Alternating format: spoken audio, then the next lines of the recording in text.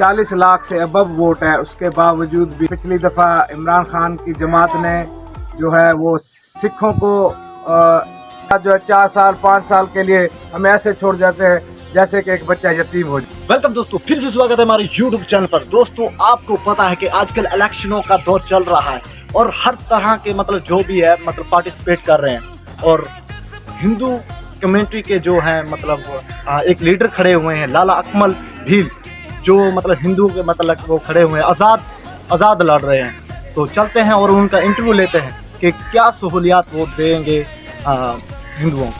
ठीक है, चलो चलते हैं और सबका लेते हैं पहले इंटरव्यू, फिर उनसे पूछते हैं, बातचीत करते हैं। चले आज दोस्तों आ चुके हैं और उनका स्वागत कर रहे हैं। आगे बढ़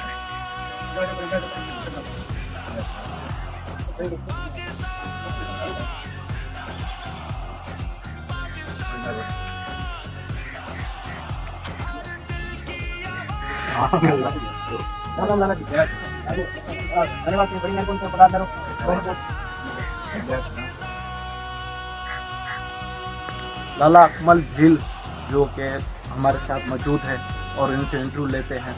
चलाए स्टार्ट करते हैं। लाला जय श्री राम। जय श्री राम। दोस्तों, लाला अकमल भील, सबसे पहले सब प्रेम से मिल के बोलो जय श्री राम। जय श्री राम। जय श्री राम। मैं NA 165 मंडी यजमान बहावलपुर से MNA का उम्मीदवार हूँ, कैंडिडेट हूँ। मेरा आज़ाद उम्मीदवार आने का मकसद ये है कि हमारे पाकिस्तान के अंदर जो सिलेक्शन की गई है, इलेक्शन हमारा ख़त्म करके सिलेक्शन की गई है, उसके अंदर साउथ पंजाब से हमारा कोई भी नुमाइंदा बहावलपुर और एमआर खान डिवीज़न के अंदर ना सिलेक्ट किया गया है। लिहाजा इस वजह से जो है हमारी अक्सरियत भी यहाँ पर 3.5 लाख से ज़्यादा की आबादी है। मेरा NA 165 यजमान से तकरीबन 40 लाख से अबव वोट है। उसके बावजूद भी हमें जो है PTI ने पिछली दफ़ा इमरान खान की जमात ने जो है वो सिखों को MPA पर सिलेक्ट किया गया और अभी भी जो है मुस्लिम लीग नून की तरफ से भी सिख सेलेक्ट किए गए। या पर पंजाब से क्रिश्चियन जिनकी मानते हैं कि कोई आबादी है, पर सिखों की कुल टोटल पाकिस्तान के अंदर 3500 आबादी है और हमारी डिवीज़न बहावलपुर में 3.5 लाख से अबव की आबादी है। NA 165 में हमारा 40,000 से अबव वोट है। उसके बावजूद भी हमें हमारी सीटों से महरूम किया गया है और हमारे यहाँ की सीटें जो हैं वो सिखों को दे दी गई हैं। पहली बात। दूसरी बात यह है कि जब से ये इलेक्शन मुहिम शुरू हुई है, हमारे यहाँ पे कोई भी कभी भी कोई सिख या कोई नुमाइंदा एमआर खान से ना आया है। किसी भी इलेक्शन में कोई आया आपके पास? नहीं आया, बिल्कुल ना आया है। इस वजह से हमने ये जो है हमारी बिरादरी ने मुझे सिलेक्ट किया है। मैं NA 165 से आज़ाद उम्मीदवार हूँ। मोर मेरा निशान है। मेरा ये वादा रहा कि जैसे मेरे वालिद साहब लाला मेहरलाल भील साहब का MPA साहब हमेशा जो है अपनी कौम के लिए उन्होंने जो जद्दोजहद की, हमने यहाँ पर अक़लियती जना आबादियाँ 120 से ज़्यादा अक़लियती जना आबादियाँ मंजूर करवाएँ, जिनमें सेवरेज, मेटल रोड, पंचायत घर, बच्चों के लिए आला तालीम और वाटर सप्लाइयाँ व दीगर हमने मंसूबे दिए।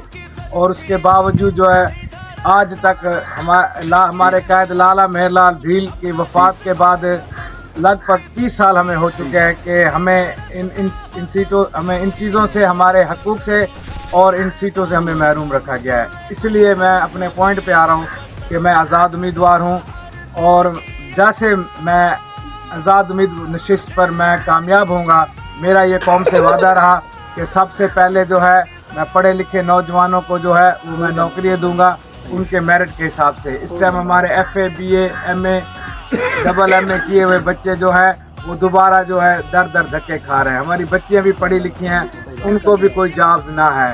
इसके बावजूद हमारे जो अनपढ़ नौजवान हैं दर्जा 4 में और ना और तो हम उनको बेलदारा या चौकीदारा दे सकते हैं, जिसकी भी 30 से 35 हज़ार रुपया तनख्वाह है। इसलिए हमारा ये नारा है कौमियत के लिए कि मेरी बिरादरी, अक़लियत बिरादरी जहाँ पर भी है, मेरी उनसे विनती है कि अपने हकूक़ को जानें और अपने इस वोट की ताकत को आप पहचानें कि आपकी वोट की ताकत क्या है।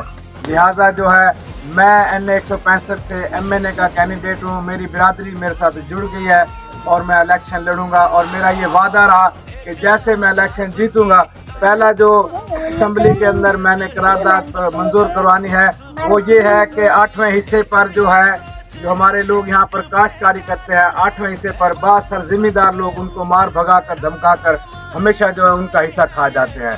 तो हम उसका एक लाएअमल तैयार करवाएंगे कि जो भी जिम्मेदार हमारे लोगों से काश्तकारी करवाएगा वो हमें स्टाम्प लिख के देगा, जैसे कि एक प्रॉपर तरीकाकार है। इसके साथ हमारे कई और भी मसले मसाइल हैं। इधर हम चले जाएं शाहीवाला की तरफ से, तो वहाँ पर भी हमारे लिए जना आबादी ना है, कब्रिस्तान तक ना है।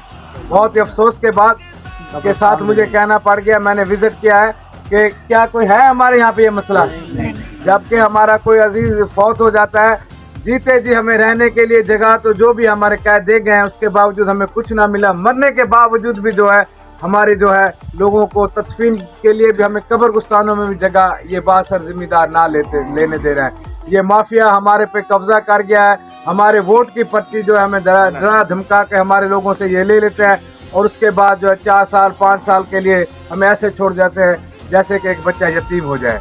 लिहाजा यही मेरी जद्दोजहद है, यही मेरा आने का मकसद है कि मैं आपके लिए, आपके हकूक़ के लिए, आपके असूल के लिए और आपके बच्चों के लिए मैंने आवाज़ बुलंद की है।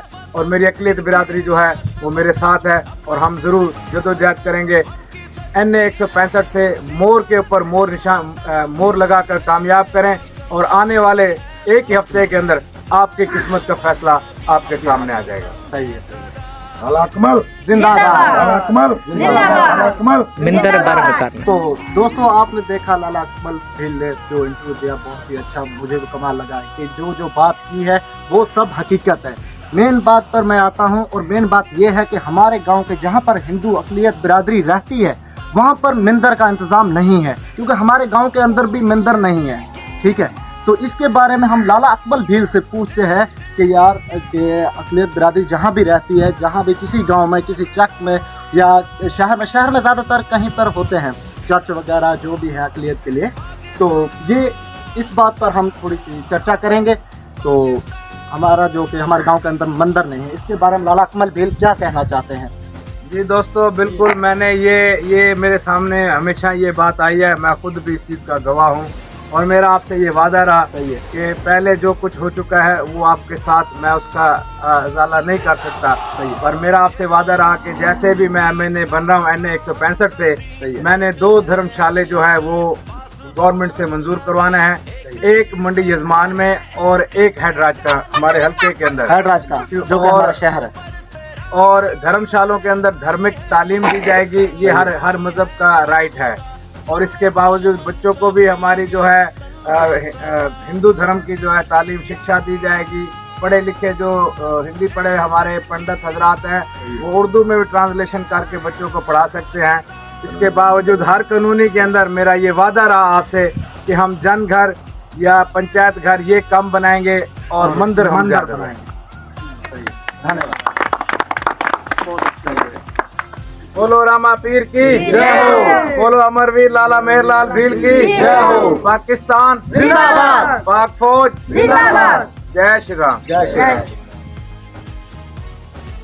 तो अक़लियत बिरादरी के जितने भी दोस्त हैं, नौजवान जो जिनके स्नैच कार्ड बने हुए हैं, मेरी उनसे रिक्वेस्ट है कि एक बार मोहर पर निशान लगा, एक पर मोहर। मोर हमारा निशान है, मोर ध्वज राजा। ठीक है, मोर हमारा निशान है, ये याद रखे। NA 165 से लाला अकमल भील नाम की पर्ची होगी जिसके ऊपर मोर का निशान होगा। बड़ी सीट पर मोर पर आप निशान लगा के हमें कामयाब करें। MNA की सीट पर छोटा वोट आप जहाँ पे भी दे, हमें कोई इतराज नहीं है। सही, ये हमारा वादा रहा मेरा लाला अकमल भील का आपसे। और मेरे वाले साहब ने भी हमेशा अपनी बिरादरी के लिए, अपनी बिरादरी के राइट के लिए हमने आवाज़ उठाई है। अभी भी लोग हमारे से कोशिश कर रहे हैं कि हम उनके साथ जो है वो अटैच करें, पर हमारा जो है ऐसा कोई इरादा नहीं है। हम इलेक्शन लड़ेंगे उतनी देर तक हम लड़ेंगे जितनी देर तक हमारे वोट जुदा ना हो।